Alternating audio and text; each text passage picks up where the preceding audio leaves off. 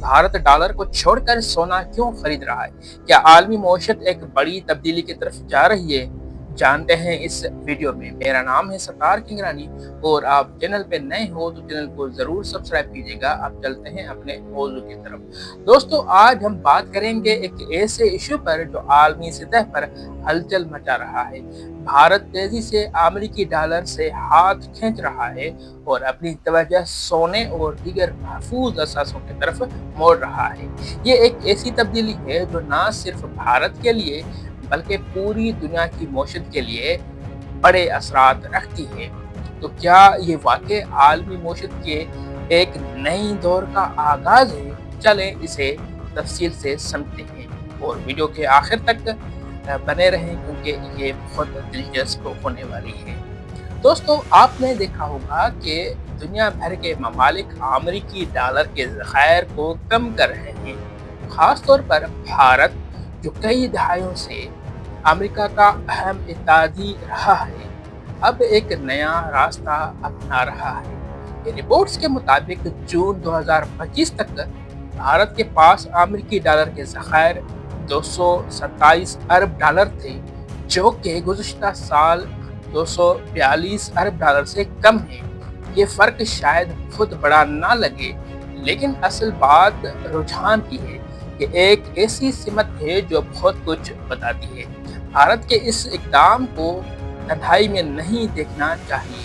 ये एक आलमी तब्दीली का हिस्सा है जहां मरकजी बैंक डॉलर पर अपना इन्हिसार कम कर रहे हैं और उसकी जगह वो सोना खरीद रहे हैं। रिजर्व बैंक ऑफ इंडिया के आदाद शुमार बताते हैं कि भारत ने गुज़श्ता एक साल में अपने सोने के ज़खायर में 29 मीट्रिक टन का इजाफा किया है और अब उसके पास तकरीबन 880 टन सोना मौजूद है। ये एक बहुत बड़ी पेशरफ्त है और ये भारत की सबसे बड़ी सालाना इजाफों में से एक है। अब सवाल ये है कि आखिर भारत और दीगर ममालिक ये क्यों कर रहे हैं? उसके दो अहम बड़ी वजूहात हैं: खतरा और तहफ़्फ़ुज़। आलमी मईशत इस वक्त गैर यकीनी हालात से गुजर रही है। अमेरिकी मईशत पर बोझ बढ़ रहा है क्योंकि उसका कौमी कर्जा 36 ट्रिलियन डॉलर से ज़्यादा हो चुका है। उसके अलावा अमेरिकी पॉलिसियों ने भी ममालिक को परेशान कर दिया है। मिसाल के तौर पर हालिया बरसों में अमेरिकी सदर के जानब से ब्रिक्स ममालिक पर 100 से 150% तक टैरिफ की धमकियां दी गई। ये धमकियां कोई मामूली बात नहीं है। 2022 में जब अमेरिका ने रूस के 300 अरब डॉलर के असासे मुंजमद किए तो उसने दुनिया भर के मरकजी बैंकों को एक वाज़ेह पैगाम दिया कि डॉलर पर ज़्यादा इन्हिसार खतरनाक हो सकता है। इसलिए भारत, चीन और दीगर ममालिक अपने ज़खायर को डाइवर्सिफाई कर रहे हैं। इस वक्त वो सोना, यूरो या दीगर करेंसियों में सरमाकारी कर रहे हैं ताकि किसी एक करेंसी के हाथों यरगमाल न बन जाए।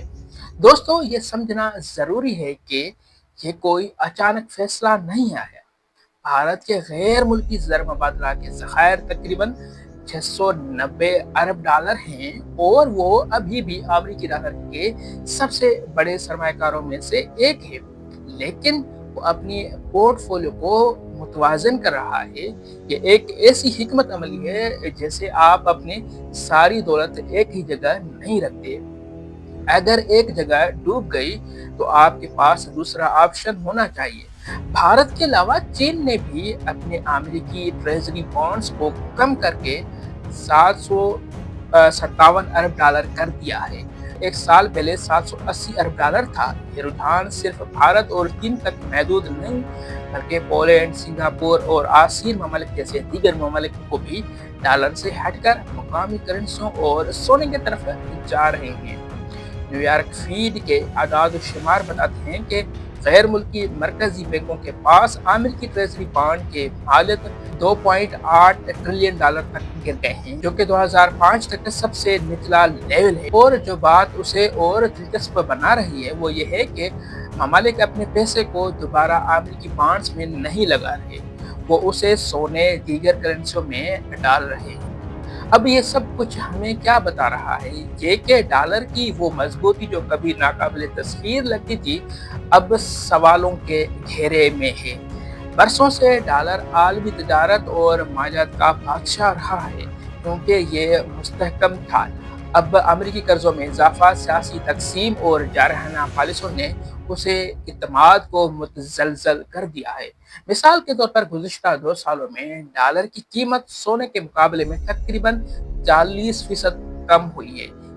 یہ ایک بڑی بات ہے، خاص طور پر ان مرکزی بینکوں کے لیے جو اپنے ملک کے دولت کو محفوظ رکھنے کے ذمہ دار ہیں۔ مرکزی بینک فطری طور پر محتاط ہوتے ہیں اور رجحانات کے پیچھے نہیں بھاگتے، بلکہ مستقبل کے خطرات سے بچاؤ کے لیے تیاری کرتے ہیں۔ اور اس وقت وہ ایسی ایک دنیا کے لیے تیار ہو رہے ہیں جہاں کرنسی کی قدر میں اتار چڑھاؤ اور مالیاتی غیر یقینی صورتحال بڑھ رہی ہے۔ بھارت کا یہ اقدام کوئی اتفاقہ نہیں ہے دوستو، یہ ایک سوچی سمجھی حکمت عملی ہے۔ ڈالر پر کم انحصار کا مطلب ہے کہ بھارت اپنی مالیاتی پالیسی پر زیادہ کنٹرول رکھ سکتا ہے۔ مثال کے طور پر اگر ڈالر کی قیمت گرتی ہے تو بھارت کے تیل کی درآمدات سستی ہو سکتی ہے، جو کہ اس کی معیشت کے لیے بہت بڑی بات ہے۔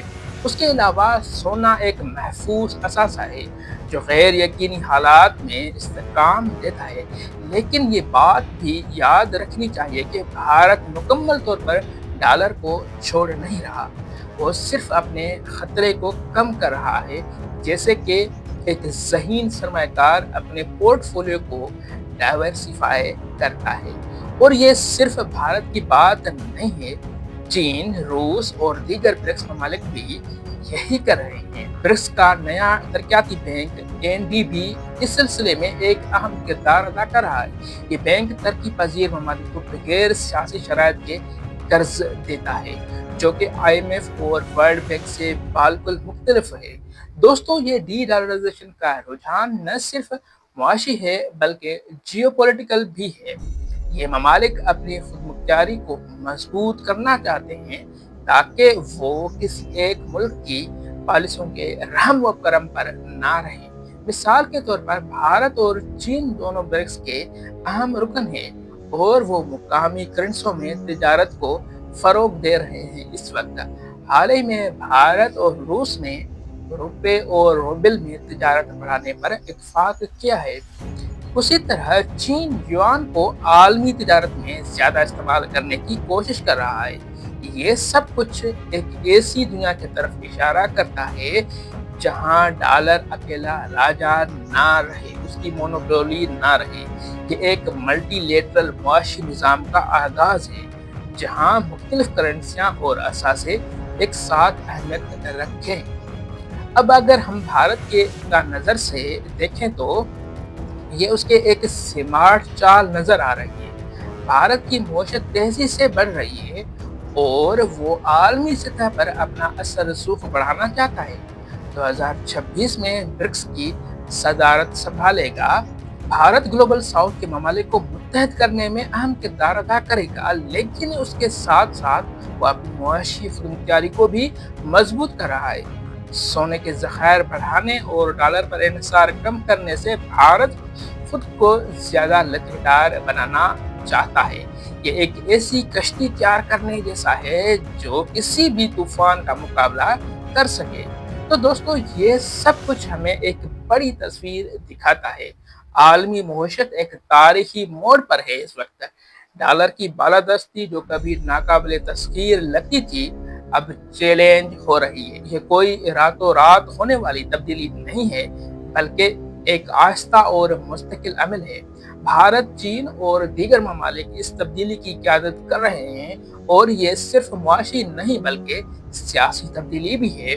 ممالک اب یہ نہیں چاہتے کہ ان کا مستقبل ایک ہی کرنسی یا ایک ہی ملک کے ہاتھوں میں ہو۔ وہ اپنی خود مختاری اور استحکام کو ترجیح دے رہے ہیں اس وقت۔